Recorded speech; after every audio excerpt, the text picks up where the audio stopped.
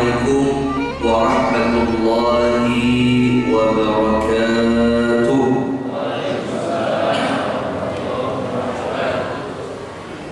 Innal hamdalillah nahmaduhu wa nasta'inuhu wa nastaghfiruh wa nastahdihi wa natubu ilayhi wa na'udzu billahi min shururi anfusina wa min sayyiati a'malina. Man yahdihillahu fala mudilla lahu wa man yudlil falan tajida lahu waliyyan mursyida.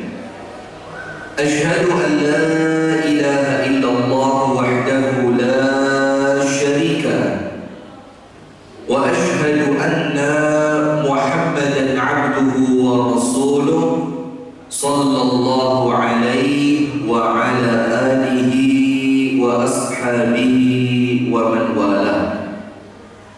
A'udzu billahi minasy syaithanir rajim. Ya ayyuhalladzina amanu taqullaha haqqa tuqatih wa la tamutunna illa wa antum muslimun, amma ba'du. Puji dan syukur alhamdulillah kita haturkan kepada Allah. Di pagi hari ini kita dikumpulkan oleh Allah, diberikan kesempatan, kesehatan, kekuatan, kemudahan, kemampuan yang tidak semua orang oleh Allah diberi. Apalagi hari Ahad seperti ini, Pak. Pilihan kegiatan itu sama macam. Ada pilihan kegiatan goes, ada pilihan kegiatan apa lagi? Senam. Ada pilihan dicoba, ada car free day. Oh, ada juga ya, car free day. Ada pilihan kegiatan untuk ibu-ibu apa, Bu? Tunggu. Ibu-ibu kalau minggu gini apa, Bu? Tidur. Dengan semua pilihan kegiatan tadi, tapi ternyata Allah memilihkan untuk kita. Ingat ya, yang milih bukan panjenengan. Panjenengan datang di Masjid Baitul Furqan untuk pengajian Al-Furqan, itu yang milih bukan panjenengan. Tapi yang milih siapa?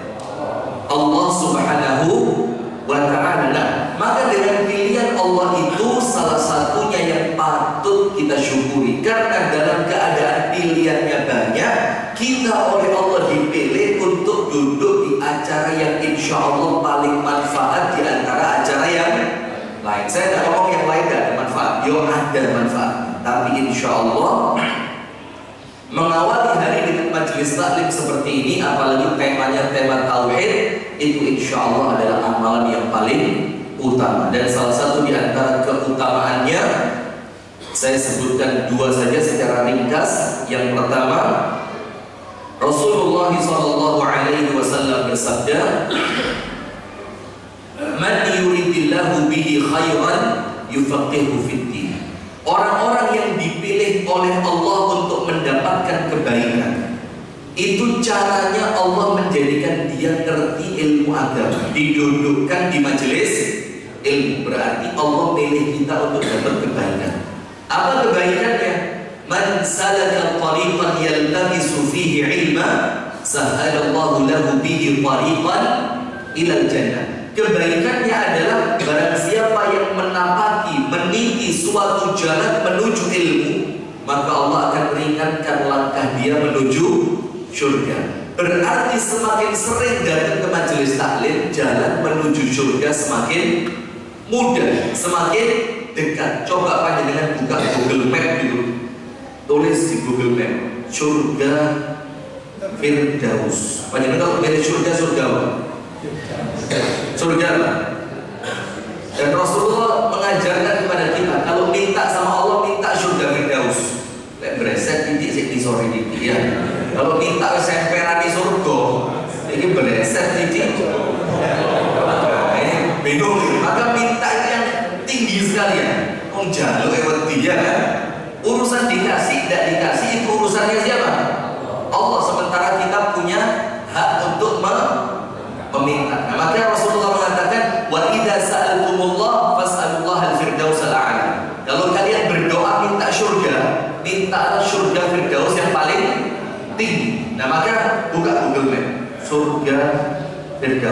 Pernah coba? Coba sekali-sekali iseng gitu Pak. Padahal buka Google Map itu bukan cuma masjid Baitul Furqan, tapi coba surga Firdaus. Nanti keluarnya perumahan. Ternyata perumahan Jannah Firdaus. Waduh, seru tidak? Maka ketika kita ini rajin datang ke majelis taklim, wes Pak, bismillah, ngaji dimanapun, yang penting sesuai dengan pemahaman Al-Quran dan As-Sunnah, datang saja. Maka semakin panjenengan sering datang, ibu-ibu itu lihat apa? Atau ada layar di luarnya? Ada layarnya Bu? Pripun saya di layar, panjang ganteng gitu. Astagfirullahaladzim. Nah, maka semakin panjenengan sering datang majelis taklim, itu arah menuju surga rutenya semakin dekat. Semakin dekat. Dalam keadaan Pak, umur kita tidak ada yang tahu sampai kapan. Maka dengan itu jangan pernah bosan datang ke majelis taklim.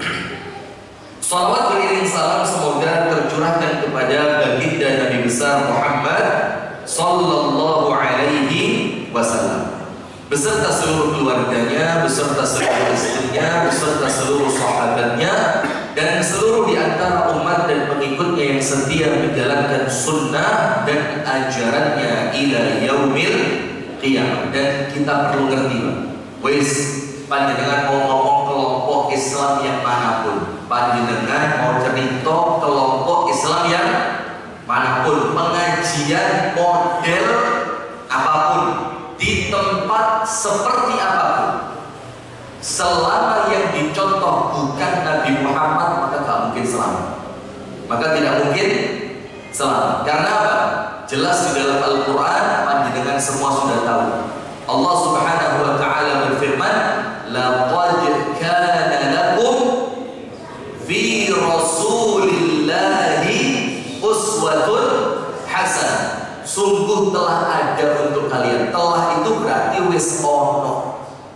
Kita tinggal nyuntut, tinggal baca, tinggal mempelajari, dibuka kitab, dilakoni. Karena contohnya sudah ada. Di dalam siapa? Pribadi Nabi besar Muhammad sallallahu alaihi wasallam, suri tauladan yang terbaik. Tapi syaratnya dua. Liman kana yarjullah wal yawmal akhir. Orang itu bakal bisa nyuntuh kanjeng Nabi Muhammad kalau orientasinya adalah Allah dan akhirat. Ngertos sudah? Jadi kalau tujuan hidupnya itu mencari keridhaan dari Allah, kalau yang dicari keridhaannya manusia, ini ke ampere belas. Ini frekuensinya berbeda antara FM dan AM. Gak pedul ini Pak, panjenengan puter berkali-kali gak akan ketemu. Kenapa? Orang yang bisa mengikuti sunnah Nabi, orang yang bisa mengikuti ajaran Nabi, maka tujuan hidupnya harus keridhaan dari Allah. Dan yang kedua, wal yaumal akhir, ingin mendapatkan keselamatan di akhirat. Kalau yang dicari jabatan, kalau yang dicari kedudukan, kalau yang dicari harta materi duniawi, kalau yang dicari adalah ketenaran, tidak mungkin bisa nyontoh Nabi Muhammad. Karena orang akan bisa nyontoh Nabi Muhammad syaratnya dua. Liman kana yarjullah wal yaumal akhir. Untuk orang-orang yang menginginkan mendapatkan keridhaan Allah dan keselamatan kelak pada hari kiamat. Nah, itulah pembukaan. Sebagaimana yang Rasulullah sallallahu alaihi wasallam sampaikan, kullu ummati yadkhulunal jannah. Semua panjenengan ini Pak, ibu-ibu juga, tapi ibu-ibu rohani, semuanya bakal masuk surga. Ini sabda Nabi yang sahih, tidak mungkin keliru. Kalau omongan saya bisa jadi keliru.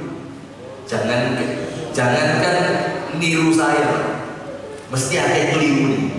Imam Syafi'i saja, Imam Syafi'i itu mengucapkan apa?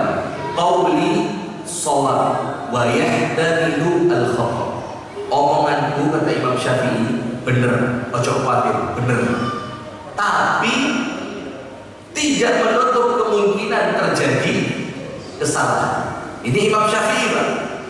Nah, tapi kalau dawuhnya Kanjeng Nabi, apalagi hadisnya panjenengan cek ternyata hadisnya sahih, maka tidak mungkin keliru. Tidak mungkin keliru. Apa ucapan Nabi Muhammad? Kullu ummati yadkhulunal jannah. Semua di antara umatnya Nabi Muhammad pasti masuk surga. Allahumma hati-hati. Illa man ada, kecuali memang kalau orangnya tidak mau. Kalau orangnya apa? Tidak mau, dijak menuju surga malah gak gelem. Diajak masuk surga dia bilang gak bisa merokok popularis. Ada yang begitu, ada. Sampai ada tulisan begini. Ini kaos, gue mentolong obong aja saya mocon. Serius. Cuma kan gak boleh main hakim sendiri ya. Kaos itu tulisannya begini. Kalau surga isinya seperti kalian, biarkan saja saya masuk neraka. Tak amini sama saya, amin tak bilang. Ini kan ngawur nih. Biarkan saja saya masuk. Loh, dikira neraka itu enak kan? Coba sekarang yang ngomong begini, talarek maksiat titik rapopo, paling busur bebek telung dino. Ada yang ngomong begitu kan? Suruh nyoba untuk rokok. Ini kan pada akan yang rokok, yang masih rokok. Itu potong rokok, coba ditempel no pipi ya. Gak usah sama nih, ditempelnya satu arti panjenengan. Kira-kira berapa menit?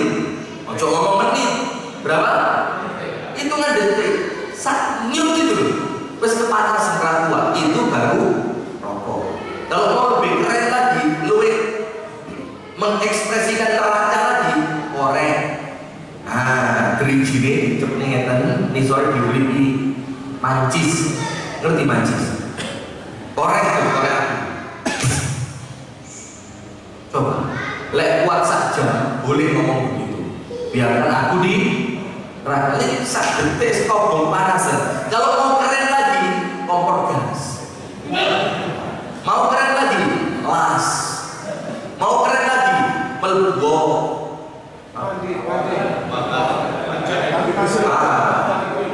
Pandi besi, ya itu lebih pas.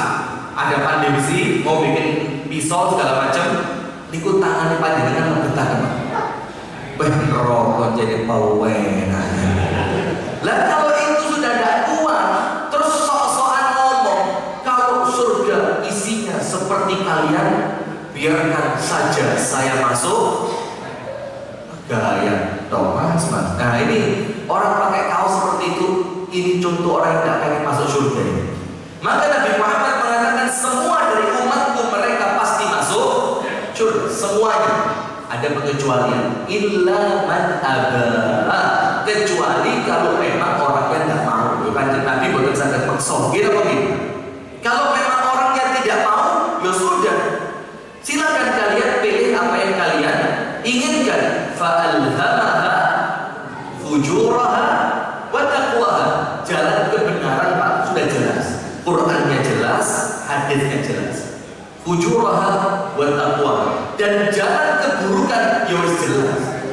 Mabuk, apalagi karaoke, macam-macam. Nah, maka artinya ketika kita memilih jalan kebaikan, berarti kita sedang mengikuti Nabi Muhammad untuk bareng-bareng masuk surga. Tapi ternyata kalau yang kita pilih tanpa paksaan, itu pilihan sendiri dengan penuh kesadaran, milih selain jalan yang benar, milih selain jalannya Al-Quran dan hadis, milih selain jalannya Nabi Muhammad, maka secara sukarela dia sedang buka Google Map neraka jahanam. Itu semakin lama gak tobat-tobat, rokoknya semakin dekat. Nah, maka salah satu yang kita ikuti dari Nabi besar Muhammad SAW supaya kita masuk surga itu apa? Sampai para sahabat tanya, ya Rasulullah, kok yo enten tiang boten purun melebar swarga? Ini kok ada orang tidak mau masuk surga? Sementara gambaran surga itu untuk orang Arab zaman dulu Pak, yang tahu sungai yang mengalir, buah-buahan yang siap dipetik. Bidadarinya kayak ibu-ibu suka. Jadi laki-laki nanti kalau masuk surga bidadarinya berapa? Pinter Pak, lek panjenengan insya Allah amin mlebet swarga. Panjenengan asal bidadari pinter. Oh, ada itu. Tapi ratunya bidadari istri kita. Cuma kalau jumlah bidadari yang Allah sediakan, kalau saya sebut itu enak ibu. Maka maksud saya latihan mulai sekarang Pak. Karena ada penghuni surga bidadari ke satu itu di sini untuk surga. Dalam satu riwayat katanya 70. Berapa? 7. Berarti kita latihan mulai sampai tadi. Mulai sekarang perlu latihan Pak, jangan satu.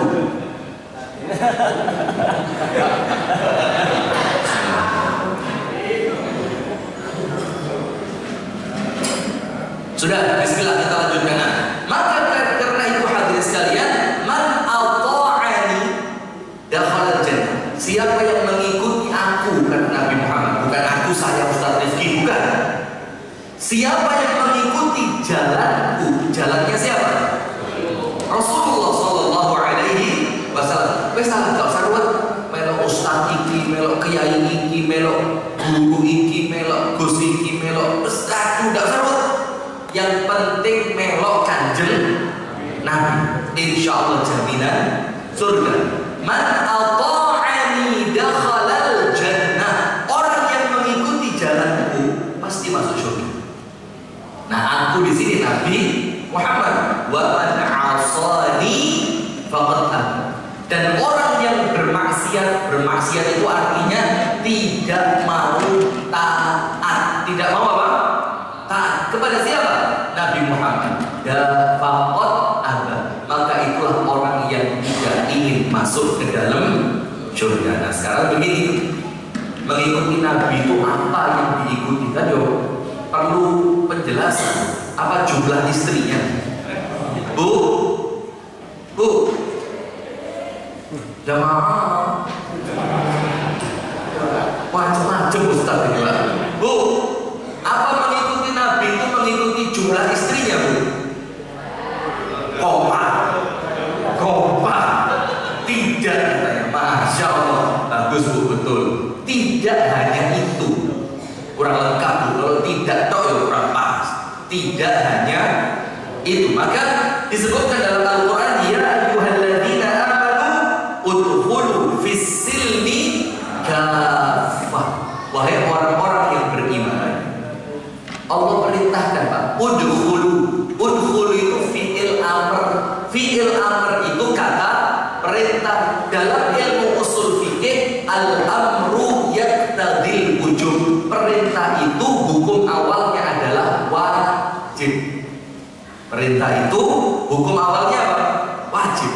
Berarti Allah mewajibkan kita udkhulu, orang-orang yang beriman, insya Allah kita termasuk. Amin ya rabbal alamin. Apa perintahnya Allah? Udkhulu, masuklah kalian semua. Masuk kemana ya Allah? Fisilmi, ke dalam Islam. Maksudnya ke dalam ajaran agama Islam. Secara apa? Kafah, secara menyeluruh, totalitas. Wes jegur menisan ke dalam agama Islam. Nah, masuk Islam secara kafah itu 3. Panjenengan tulis. Nomor 1, akidatan. Secara apa? Akidah. Nah, itu yang nanti kita bahas. Bagaimana Nabi Muhammad itu merdeka dari kesyirikan. Ini penting sekarang Pak. Karena dana desa itu sekarang penggunaannya macam-macam. Iya. Kearifan lokal, padahal kearifan belajar. Macam-macam Pak. Yang itu monggo kerso, sudah monggo kerso. Tapi jangan paksa kami untuk mengikuti sebagaimana kami tidak mengganggu. Kan begitu. Kita tidak akan ganggu oleh orang sesuatu, karena nggak boleh umat Islam ganggu, itu nggak boleh.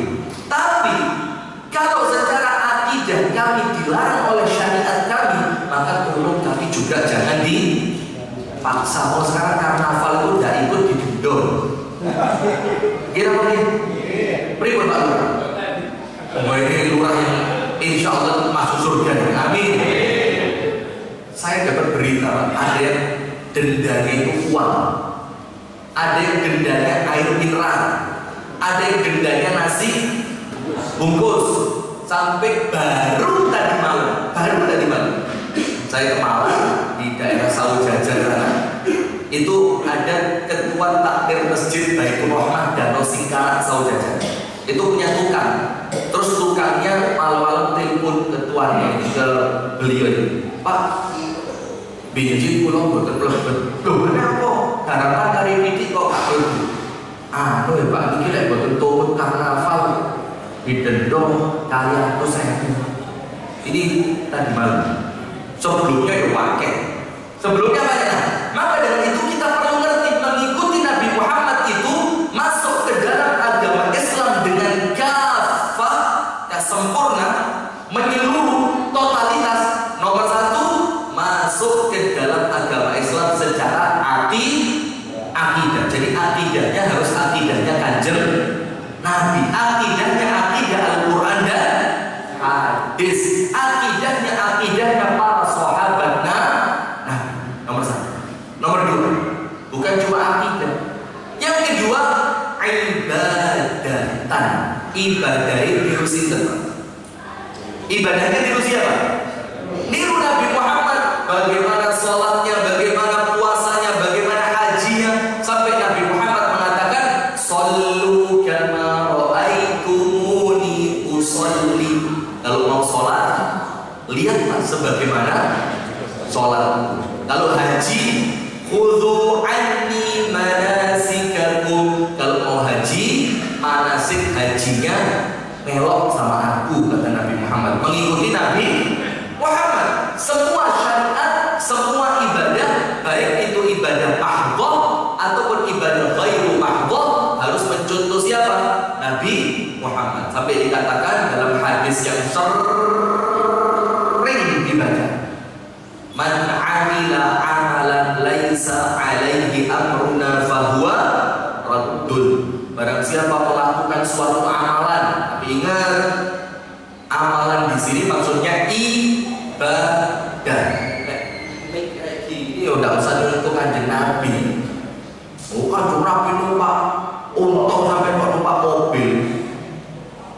Ayo mobil sampai tuh mas. Lah kok mobil diwara? Yang dimaksudkan mengikuti Nabi Muhammad itu adalah secara ibadah. Bagaimana sholatnya, bagaimana zikirnya, bagaimana puasanya, bagaimana silaturahimnya, itu yang diikuti. Kalau selain perkara-perkara agama, perkara duniawi, monggo sampai Kanjeng Nabi dawuh pripun? Antum a'lam bi umuri dunyakum. Kalau urusan dunia, kalian yang lebih tahu. Contohnya apa waktu itu? Ada seorang laki-laki mau nandur kurma, Pak. Mau nanam kurma. Yang lain nanam kurma tidak pakai tanya Kanjeng Nabi, terus nandur kurma langsung tanam jadi. Satu orang ini rada hebat. Mau nandur kurma, datang ke Kanjeng Nabi Muhammad. Nabi, bagaimana menanam kurma secara sunnah? Wah itu. Ini tanya Nabi Muhammad, ya apa nandur kurma ini? Diajari sama Nabi Muhammad. Setelah diajari, nurut. Bagus apa enggak? Bagus. Ternyata kurma ini gak panen. Terus laki-laki ini protes, ya Rasul, ya apa ini? Iku si fulan, nandur gak ada tangan panjenengan tadi. Itu si Allah nanam, bahkan gak izin panjenengan. Kurma ini wapi, lo kulo tangklet gak kok malah boten panen di kepripun Kanjeng Nabi. Apa kata Rasulullah? Ini kalian salah tanya. Tanya kepada saya urusan apa? Akhirat. Urusan dunia, antum a'lamu bi umuri dunia. Sampai Amirul Mukminin Umar pernah ditantang sama seorang laki-laki. Ketika Amirul Mukminin Umar bin Al-Khattab itu mengatakan begini, semua perkara-perkara dunia dan akhirat, semua yang besar maupun yang kecil, itu dijelaskan dalam Al-Quran. Amirul Mukminin cerita tentang itu. Jadi Quran itu apa? Lengkap. Quran itu apa? Lengkap. Laki-laki kata, Umar, saya mau tanya, monggo, coba sebutkan di surat apa, ayat berapa yang panjenengan bilang Quran itu lengkap, yang menceritakan tata cara bikin adonan roti. Cara bikin apa? Adonan roti. Kalau yang Jombang kira-kira tanyanya apa? Umar, coba ceritakan sama kami cara nandur padi. Kata Umar, ada. Kaget ya orang. Lu masuk Quran nuruin nandur padi, masuk Quran ngajari bikin adonan roti. Apa kata Umar? Allah Ta'ala berfirman dalam Al-Quran, fas'alu ahlan dzikri in kuntum la ta'lamun. Tanyalah kepada orang yang ahli di bidangnya kalau kalian belum mengerti. Selesai. Itulah Al-Quran tadi, Pak. Nah, maka mengikuti Nabi Muhammad itu yang kedua, selain akidahnya, masuk ke dalam agama Islam dengan kafah. Selain akidahnya, nomor dua, ibadah. Jadi tidak boleh ada ibadah kecuali untuk Kanjeng Nabi. Yang ketiga, muamalatan, akidatan, ibadatan, muamalatan. Akidahnya akidah Kanjeng Nabi, ibadahnya ibadah Kanjeng Nabi, muamalah. Muamalah itu apa? Ya termasuk bertetangga, adab sopan santun sehari-hari. Bagaimana seorang anak kepada orang tua, bagaimana orang tua kepada anak, itu semuanya lengkap. Akidahnya Kanjeng Nabi, ibadahnya Kanjeng Nabi, akhlaknya juga akhlaknya Nabi Muhammad. Dan itu baru jempolan, itu baru namanya udkhulu fis-silmi kafah. Nah, kemudian sekarang kita masuk materi kita, Pak. Bagaimana Nabi Muhammad itu merdeka dari kesyirikan. Nah, ini penting. Panjenengan juga nanti pulang di rumah pada surah At-Taubah. Surat apa?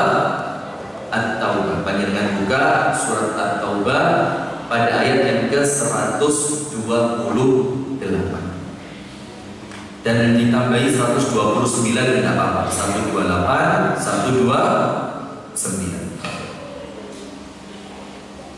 Allah Subhanahu wa ta'ala berfirman, laqad ja'akum rasulun min anfusikum. Sungguh telah datang kepada kalian rasul, seorang utusan, min anfusikum. Maksudnya min anfusikum, dari golongan kalian, sesama manusia. Laqad ja'akum rasulun min anfusikum azizun 'alaihi ma'anittum. Nah, ini biasa yang sering dibaca ketika maulid Nabi. Azizun 'alaihi ma'anittum. Apa artinya? Berat dirasakan olehnya penderitaan yang kamu alami. Jadi Nabi Muhammad itu kalau ngelihat umatnya menderita, itu Nabi Muhammad merasa apa?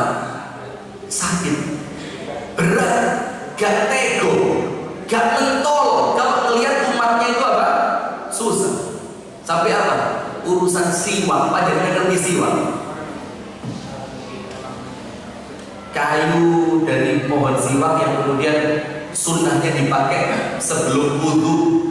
Maka ya, nah ini mumpung saya ingat, Pak. Karena sebagian teman-teman kita itu cara pakai siwaknya itu kurang tepat. Ya keliru ya, kan? Kurang tepat, kurang pas. Siwak itu cara pakainya dua. Nomor satu, tandif. Benar-benar untuk membersihkan seperti fungsi sikat gigi. Dan ketika fungsinya tandif, maka pakainya bukan sebelum sholat. Mau takbiratul itu keliru, pakai imam Allahu Akbar.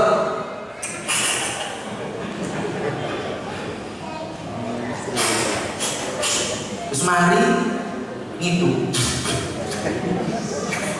Terus siwaknya dilempar ke tempat sujud. Wes diuncali mencelat nang tempat sujudnya kancane. Jadi kancane, waduh iki lanjut ora salat wis pura-pura.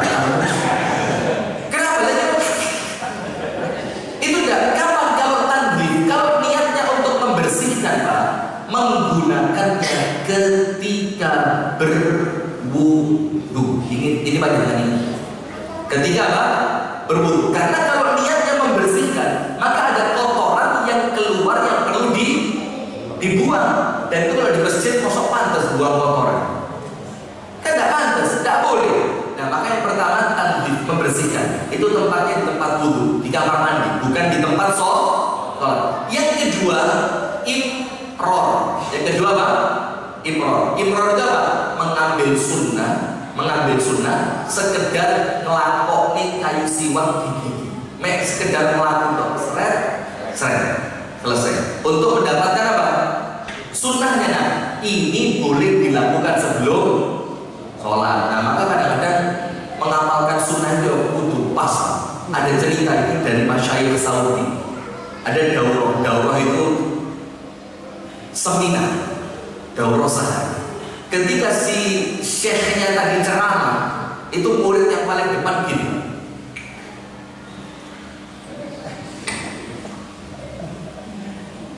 Yang lain pegang pulpen, nulis, buka kitab, dia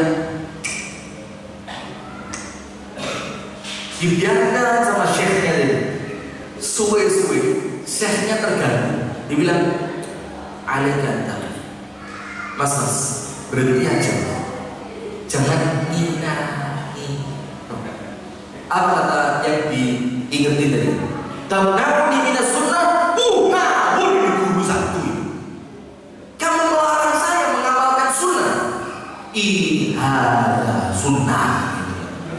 Pakai siwak ini sunnah. Lo mau sok panjenengan isi seminar daurah agama Islam kok melarang saya mengamalkan sunnah? Kata syekhnya, enggak saya larang. Wis, coba kamu amalkan sunnah yang lain. Apa? Nyabut bulu ketiak dan potong bulu kemaluan. Ayo lakukan saya.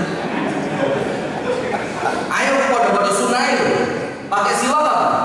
Sunnah. Nyabut bulu ketiak, sunnah. Potong bulu kemaluan, sunnah. Ayo, tak lakukan. Terus syekhnya menceritakan, mas, sunnah ya sunnah, tapi semua itu ada waktu dan tempatnya masing. Jadi sing pinter. Nah maka Rasulullah itu untuk urusan siwak saja, karena Rasulullah itu sakit pak kalau kita ini merasa berat. Tapi Rasul bilang apa? Laula an asyqa ala ummati la amartuhum bisiwak ma'a kulli shalah. Kalau aku tidak khawatir memberatkan umatku, aku wajibkan mereka memakai siwak setiap mereka hendak sholat. Tapi karena khawatir memberatkan, pakai siwak sebelum sholat, hukumnya apa?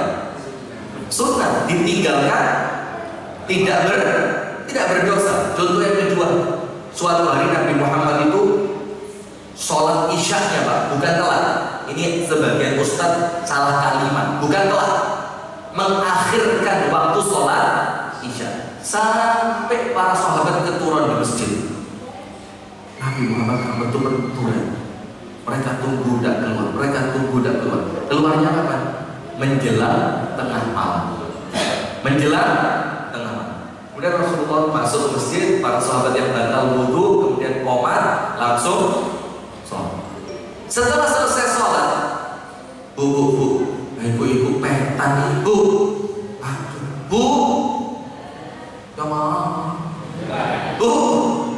panjenengan kasih pirengan gini.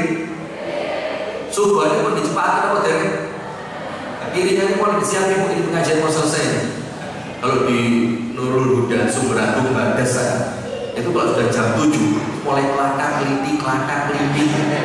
Ngertos maksudnya ya? Piring ketemu sendok, kelakarin. Waduh itu secara mas gak konsentrasi belas. Apalagi kalau makanan ini aromanya menyengat. Itu sekian qala Allahu ta'ala sreng. Itu pertanda waktu dia mentek. Nah maka di PRI Masya Allah, karena tidak ada sarapannya sama bebas. Wadah biasanya pecel. Soto lah cocok ya. Kalau soto ini oleh teramai sendiri dulu sini ya. Sudah, kalau soto dia minimal sampai jam 9. Sudah, ketika Nabi Muhammad selesai sholat isyaknya menjelang tengah malam pak, setengah rolas kalau bahasa kita, atau kalau perlu jam rolas. Setelah selesai sholat Nabi Muhammad mengatakan apa? laula an asyqa 'alaikum la hadha waktu. Kalau tidak khawatir memberatkan kalian, jamnya sholat isya itu sekarang ini. Jamnya sholat isya jam berapa? Tengah malam. Kalau tidak khawatir memberatkan, tapi karena khawatir memberatkan, maka cukup 50 menit setelah azan maghrib. Kira mungkin atau jam 10 menit lah setelah azan maghrib. Supaya apa? Tidak memberatkan. Nah, sekarang lihat ayatnya. Laqad ja'akum rasulun min anfusikum 'azizun 'alaihi ma 'anittum. Maka Rasulullah tidak senang kalau kita itu kesulitan. Nah, termasuk salah satu yang paling memberatkan Nabi Muhammad itu kalau umatnya masuk neraka. Iya kan? Loh, nanti lihat di akhir ayat. Bil mu'minina raufun rahim.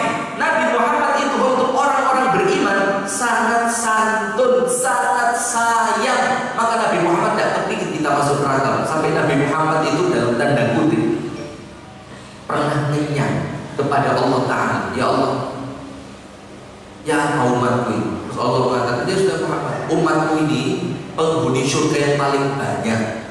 Nabi Muhammad belum puas. Oh, udah cukup ya Allah, tambahin. Ya wes lah, aku jadikan separuh penghuni surga itu umat. Ah, ya Allah, saya kurang ya Allah. Lebokno kabeh. Ya wes, kabeh umatku tak lebokno surga. Coba lihat. Suatu hari malaikat Jibril datang di pinggiran kota Madinah, hadisnya sahih. Kemudian malaikat Jibril mengatakan, ya Muhammad, basyir ummataka. Nabi Muhammad, kasih berita gembira untuk umat. Nah, ini loh Pak, suka. Jadi cerita itu gembira-gembira. Berikan apa? Berita gembira kepada umatmu. Apa berita gembiranya? Annahu man laqiyallah. Barang siapa yang meninggal dunia berjumpa dengan Allah, la yusyrik billahi syai'an dakhalal jannah. Yang ketika meninggal tidak pernah melakukan syirik. Diulang, Bu, diulang. Yang ketika meninggal tidak pernah melakukan syirik. Tambahan dari saya. Tapi bukan saya, yang kitabnya para ulama. Kalaupun pernah syirik, sudah ganjel kalaupun dia pernah melakukan syirik, dia sudah apa? Taubatnya taubatan nasuha, betul-betul taubat, getun golek ilmu, akidahnya kembali diluruskan. Dakhalal jannah, maka orang itu pasti masuk surga. Panjenengan pikir, ini berita gembira atau berita sedih? Siapapun yang meninggal dari umatnya Nabi Muhammad Muslim, dakhalal jannah, maka orang itu pasti masuk surga. Berita gembira atau tidak? Tapi untuk Nabi Muhammad belum cukup. Oh, coba. Lu kok gak terima dari wong Islam dulu ya? Untuk Nabi Muhammad belum cukup. Karena yang dipikir Nabi Muhammad, yang menjadikan hatinya Nabi Muhammad itu risau, bukan ahli masjid seperti panjenengan. Kalau panjenengan ya insya Allah meninggal terus langsung ngarepe lawang suara. Sekali antri tok gak hisab gak ada. Amin. Ya Rabbal alamin. Insya Allah. Tapi yang dipikir sama Nabi Muhammad siapa? Karena umatnya Nabi Muhammad itu macam-macam. Sing ahli masjid yo enek, ahli karaoke enek, ahli sholawatan enek, ahli son-sonan yo. Ini son-sonan. Sampai di satu tempat Jombang untuk ke selatan. Ya, Jombang untuk ke selatan. Itu sampai nyewa son 30 juta. Itu kalau pas truknya berhenti, ada penarinya di atas, penari striptease. Panjenengan ngerti striptease? Staples, nah itu. Kalau ada penari striptease itu penari erotis, itu disewa khusus untuk apa? Agustusan. Mosok dana desa juga. Mosok ini bukan tahu lah ya. Karena desa ya ruwet gede Pak Lurah. Ini kalau di sini tidak, alhamdulillah ini calon lurah mau surga. Amin ya rabbal alamin. Sudah, apa yang terjadi? Ketika truknya berhenti Pak, jongkek Pak. Yang cerita sama saya siapa? Orang kampung sini, orang kampungnya langsung. Dan konon ceritanya, son, sak truknya, sak dieselnya, sak penarinya itu sekitar 35 juta. Kayak umroh cukup. Kayak umroh cukup. Nah, maka Nabi Muhammad ngerti Pak, umatnya ini bukan ahli masjid toh, ada yang ahli karaoke, ahli sound system penari erotis, ahli sabung. Nah, ya berapa kira banyak bercoba. Ustaz kok ngerti? Jangan dulu. Sudah ada yang macam-macam. Makanya dipikir Nabi Muhammad umatnya yang macam-macam tadi. Nabi Muhammad ketika dengar dari malaikat Jibril, semua umatmu yang meninggal tidak pernah syirik pasti masuk surga. Nabi Muhammad tanya Jibril, kurang apa? Kaifa wa in zana wa in sar. Ini hadis riwayat Imam Muslim. Riwayat Sunan Imam Muslim. Nabi Muhammad tanya Jibril, umatku ini macam-macam. Bagaimana kalau mereka meninggal tidak pernah syirik? Tidak pernah syirik. Tapi dok saya bagi maaf. Tapi pernah zina, pernah mencuri. Nah, yang dipikirin Nabi Muhammad yang itu. Panjenengan otomatis lah insyaallah. Yakin masuk surga? Oh, semangat ya. Ibadah ribut. Ada yang surga model nekat itu tidak ada. Surga jalur bonek itu tidak ada. Surga itu jalur ikhtiar ibadah rekoso. Kalau bahasa orang Jawa, tirakat, yo poso, yo melek bengi, sholat tahajud, yo sodako, yo istiqomah sholat 5 waktu di masjid, itu jalurnya surga. Sudah? Makanya Nabi Muhammad tanyakan Jibril, kaifa wa in zana wa in sara. Bagaimana kalau umatku yang tidak pernah syirik itu ketika meninggal tapi mereka pernah zina, mereka pernah mencuri. Apa kata malaikat Jibril? Wa in zana wa in sara, tetap masuk surga. Tetap masuk surga. Walaupun berzina, walaupun mencuri. Sabar, jangan salah paham. Oh benar, orang kok begini langsung jos nih. Bukan begitu. Maksudnya kalau mereka tobat bakal masuk surga. Kalau tidak tobat, yonun sewu, incip-incip geni neraka rumiye. Dan neraka itu Pak, gak enteng Pak. Apa sebenarnya korek itu. Maka bagaimana ceritanya? Allah firmankan dalam Al-Quran, alladzina amanu, orang-orang yang iman, orang-orang yang iman. Tapi tidak berhenti iman toh. Walam yalbisu imanahum bidzulmin, dan mereka tidak mencampuri keimanan mereka dengan apa? Kesyirikan. Jadi iman dan iman yang murni 24 karat, boten kecampuran syirik. Nah, salah satu syirik-syirik yang terjadi gitu. Kalau di tempat kita Indonesia ini kita ngomong akidah Islam. Kalau panjenengan mau tumut model-model robot dino itu hak panjenengan. Saya nggak bisa cawe-cawe. Tapi kalau sudah mulai ojo rek gak cocok dino. Saya di tempat saya tidak sebutkan secara detail, ada temu manten jam 1 bengi. Nah, temu manten jam berapa?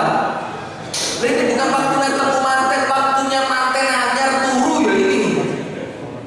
Ini temu manten, dan itu hati-hati Pak, itu bisa mengarah pada kesyirikan atau percaya dengan apa? Dengan dukun terang udan. Mbak sama yang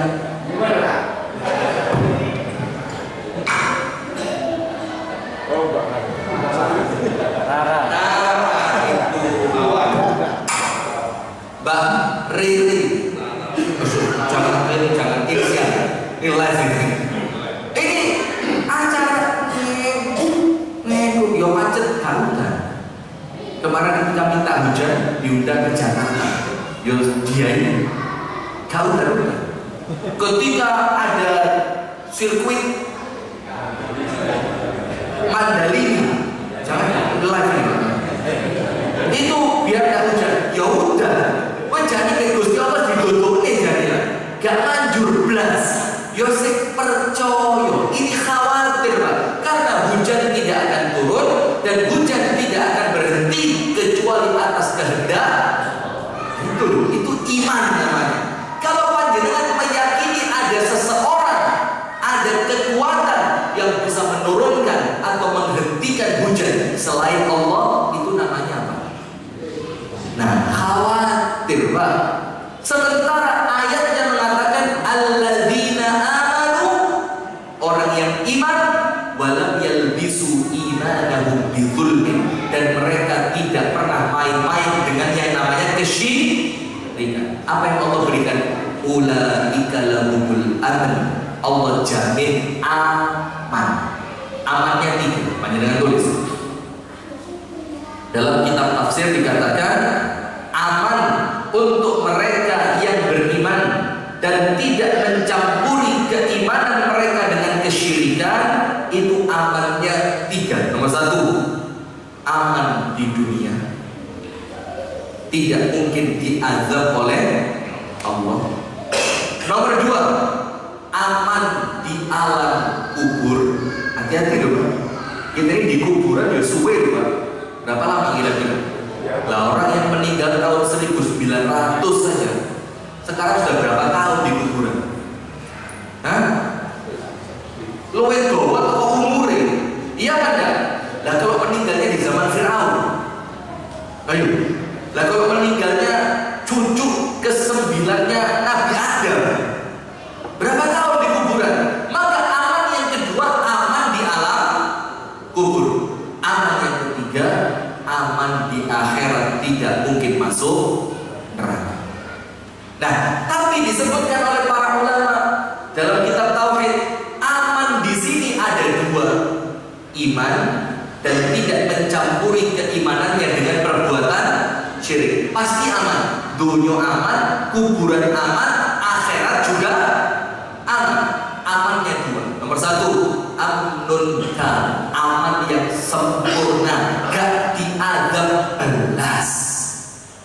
Insya Allah kita termasuk. Amin ya rabbal alamin. Aman sempurna, di dunia gak diadab, di alam kubur gak diadab, nanti bangkit dari alam kubur insya Allah langsung masuk surga. Allahumma amin. Syaratnya apa? Imannya lurus, tidak pernah syirik, dan tidak bermaksiat. Tidak apa? Bermaksiat. Orang tahu aku sih blas. Nah, ini panjenengan. Bu,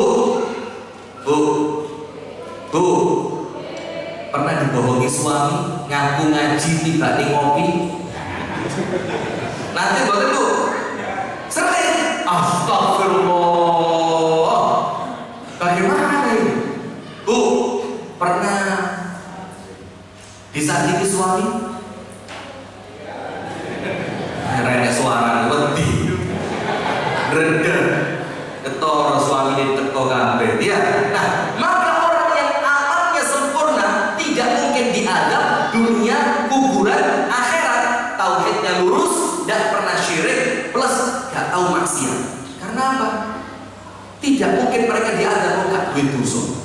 Yang kedua, amnun naqis, aman tapi tidak sempurna. Artinya apa? Tetap pasti masuk surga, endingnya tetap masuk surga, walaupun mempertanggungjawabkan kemaksiatannya terlebih dahulu ketika dia belum tobat atau ketika oleh Allah tidak diampuni. Maka mempertanggungjawabkan dosanya di mana?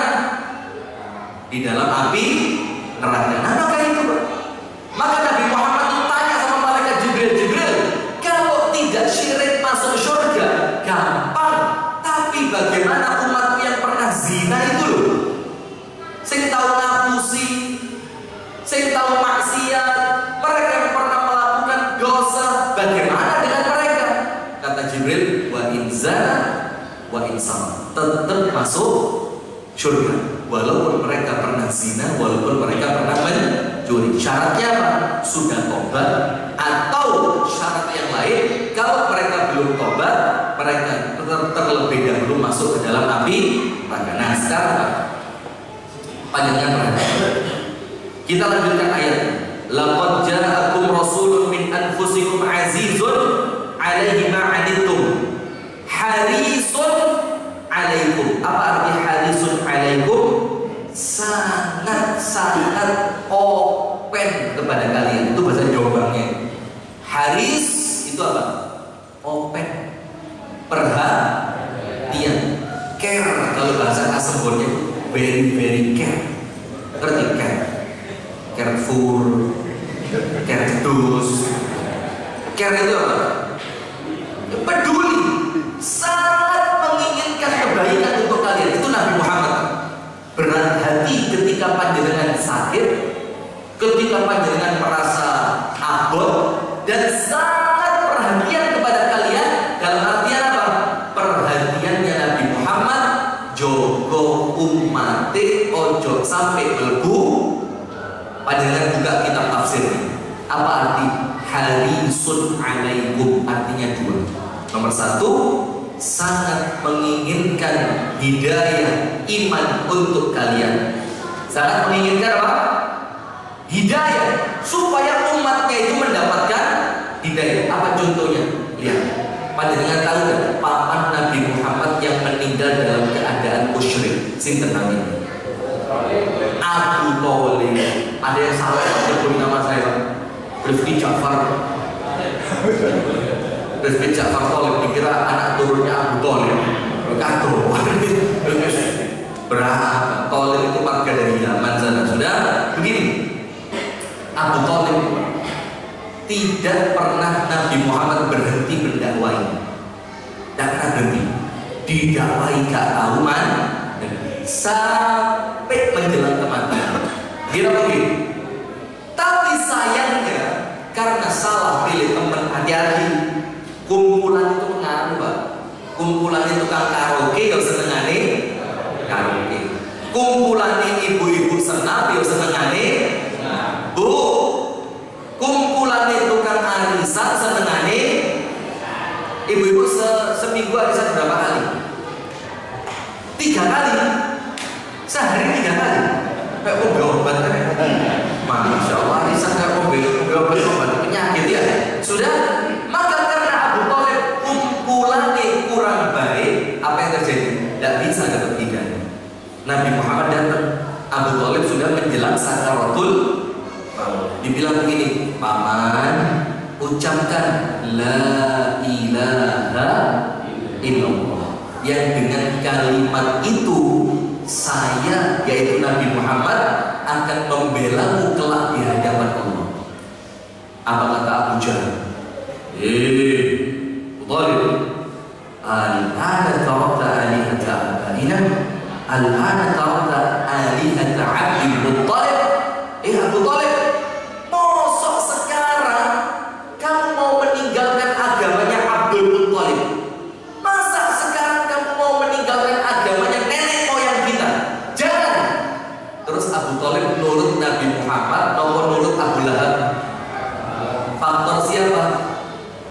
Faktor siapa? Teman, Pak. Makanya panjenengan nanti kalau mau meninggal dikumpuli sopo.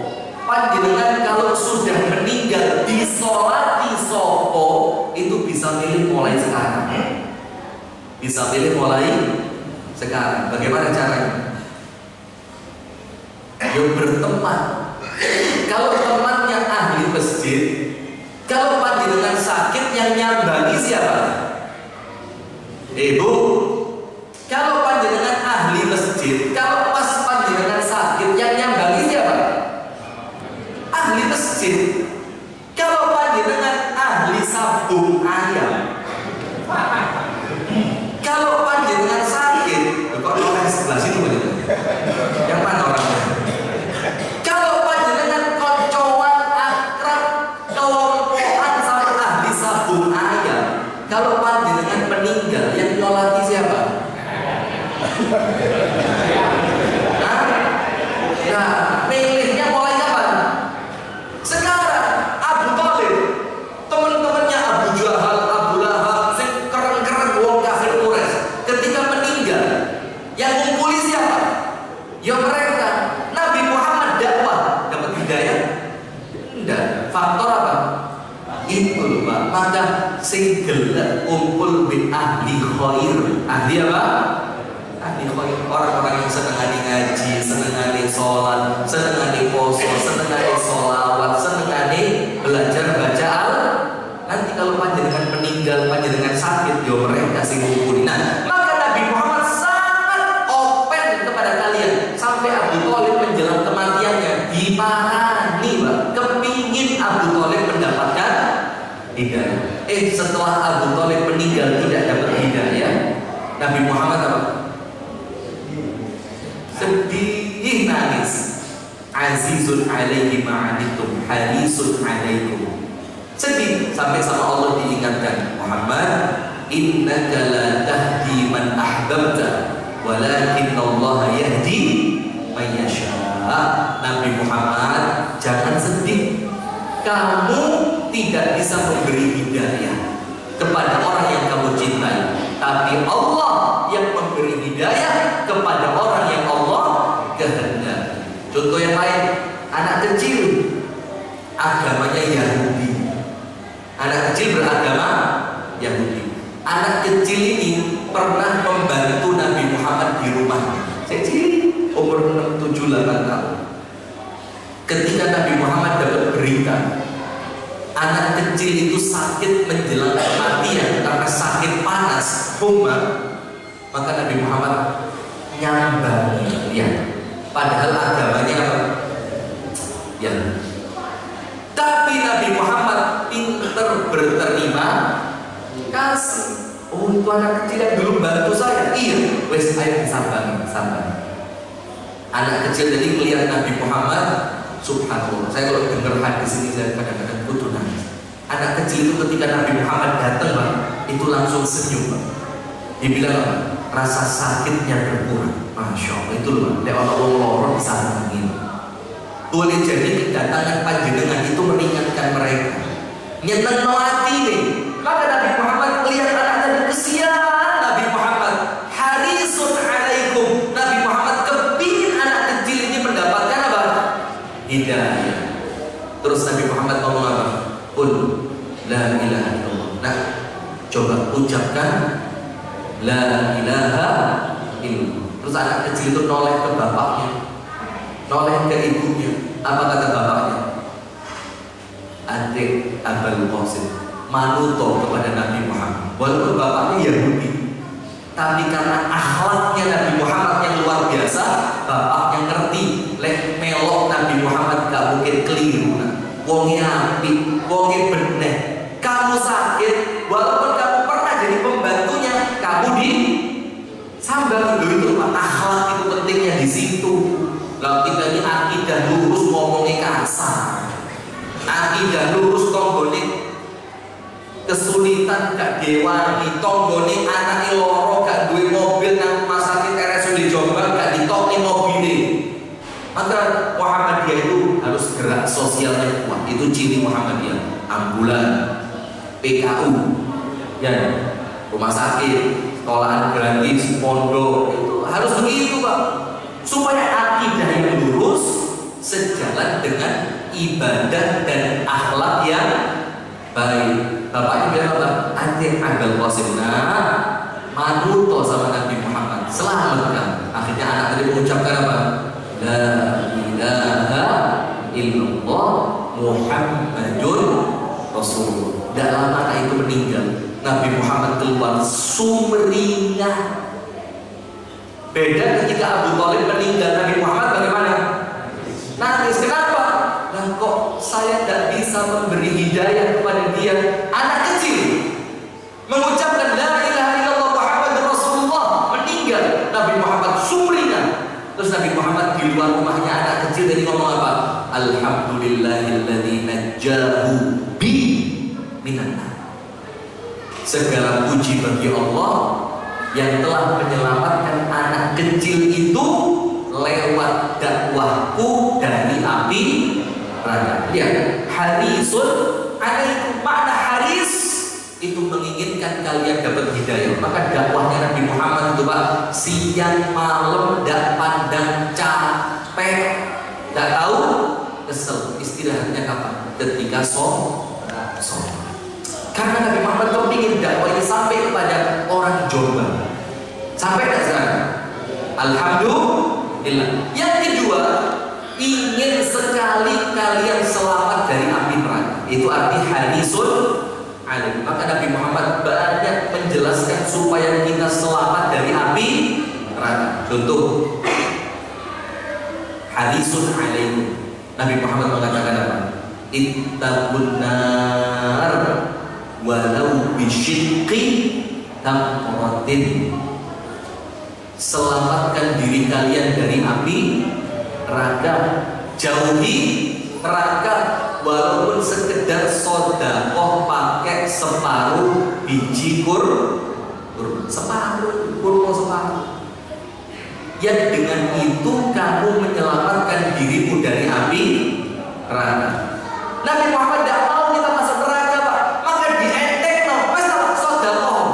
Sak titik-titik sedekahmu, insya Allah dengan sedekah itu kamu selamat dari api neraka. Contoh yang lain, sahabat Nabi masuk masjid mau sholat, ternyata di polok sikilin.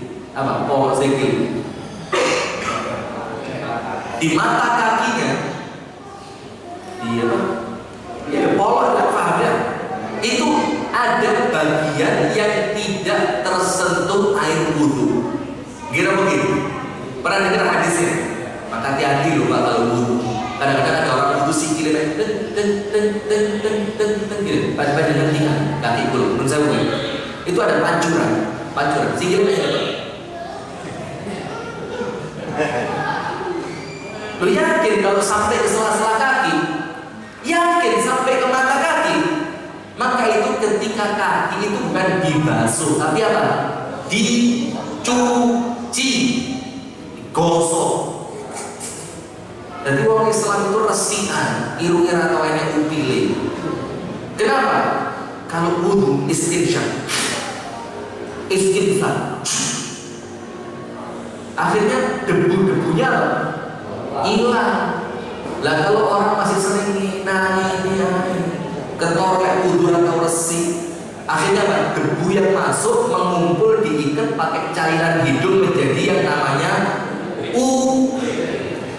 susah ngomongnya karena ada kerupuk juga model itu. Itu kalau wudunya bersih Pak, resi awal, kupingnya bersih, kakinya bersih, sela-sela jari kakinya juga bersih. Nah, maka ketika sahabat tadi masuk, apa yang terjadi? Rasulullah langsung dalam tanda kutip nyindir. Apa sindirannya? Wailun lil aqabi minan nar. Wail, apa artinya wail? Celaka. Bakal masuk neraka. Wail itu salah satu artinya lubang dalam di dalam neraka. Lubang sangat dalam di dalam api. Lil aqab mata kaki, minan nar akan menjadi sumber bara api neraka. Disindir, sahabat tidak ngerti apa ini. Saya baru masuk masjid, kok Nabi Muhammad langsung mengatakan wailun lil aqabi minan nar. Ini ibu-ibu juga penting. Kalau ibu-ibu bukan kaki biasanya, sikut. Karena lek wudu itu ibu-ibu kan bajunya kan sudah lama tidak beli baru. Sementara badannya kan semakin seger ya. Itu kadang-kadang pas narik baju mau wudu ini nggak nutut, nggak cukup karena sininya kuandel. Akhirnya dibasuh cuma sini toh, sisanya apa?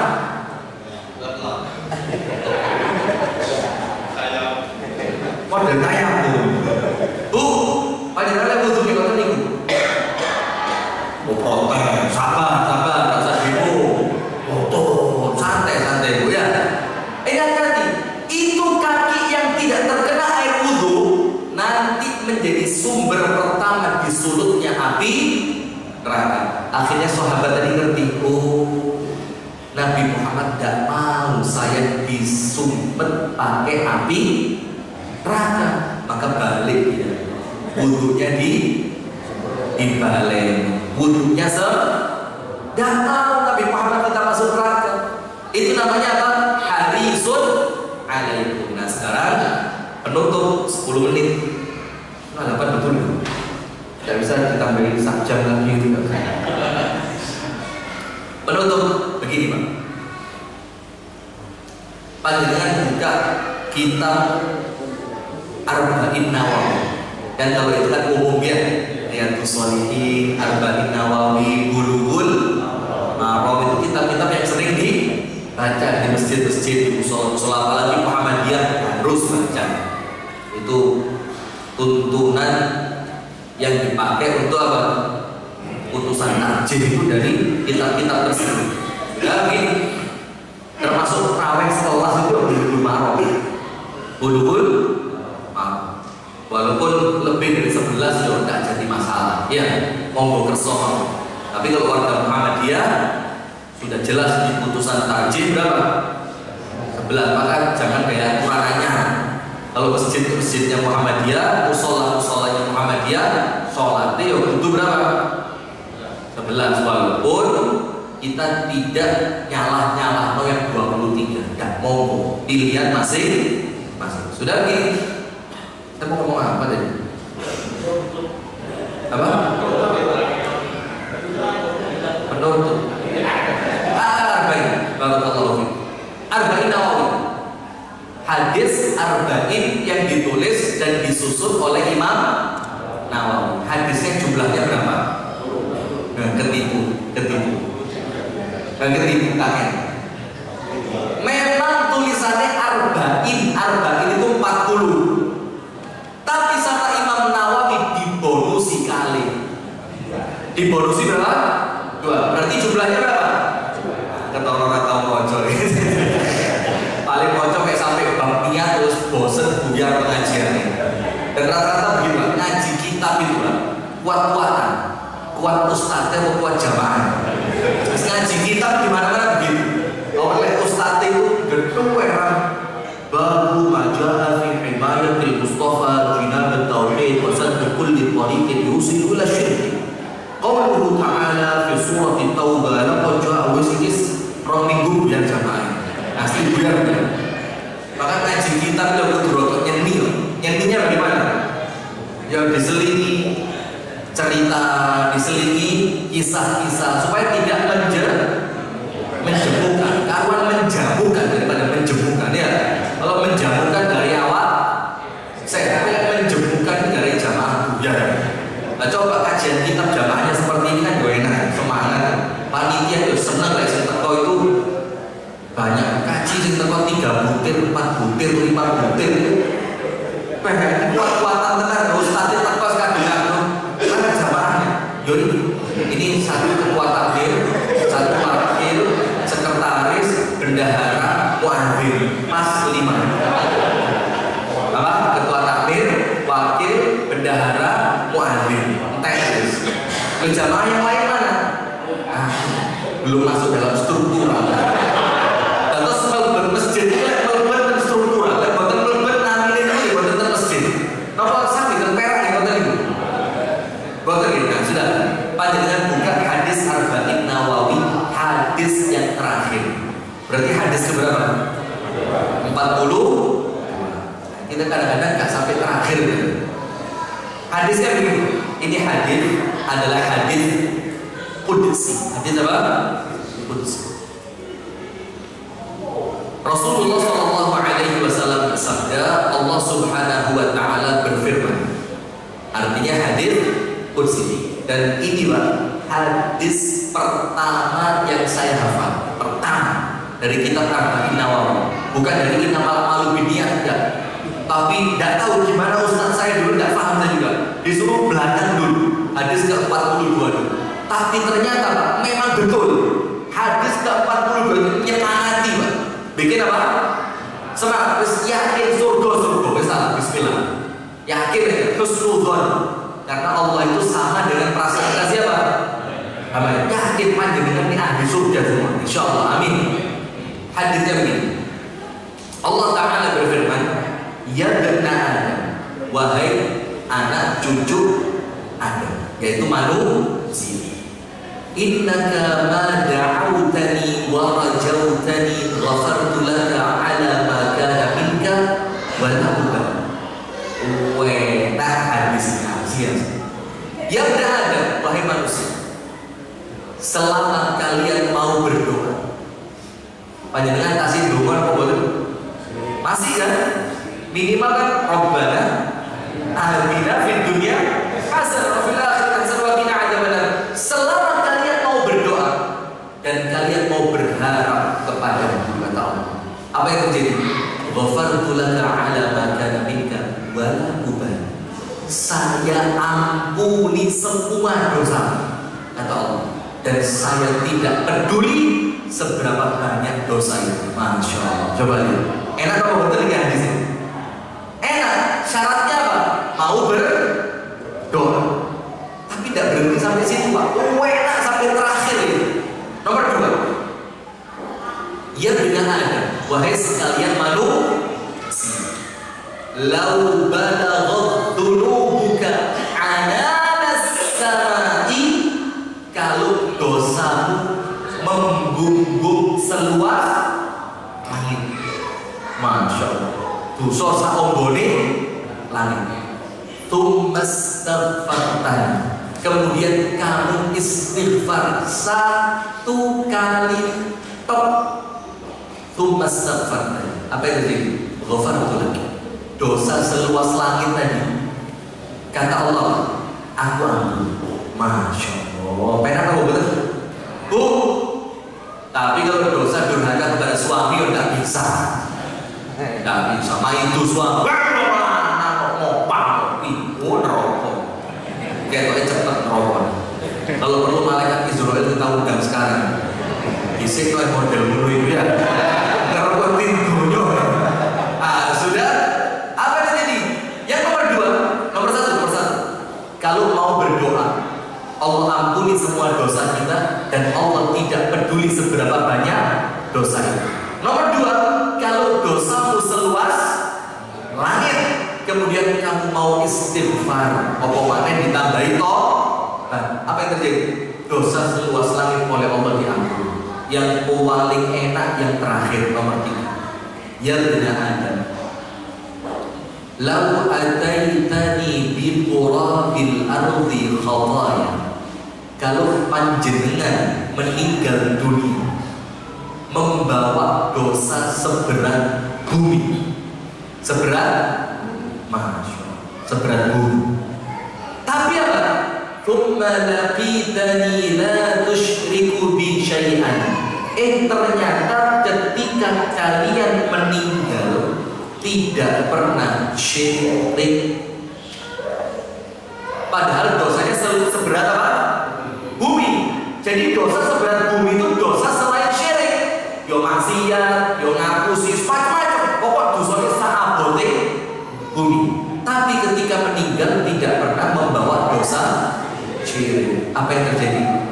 Ataituka, kata Allah, aku yang jemput kamu nanti di hari kiamat. Tak susul, katanya Allah, tak parani biqurabiha maghfiratan, dalam keadaan aku yaitu Allah membawa ampunan seberat bumi untuk kamu.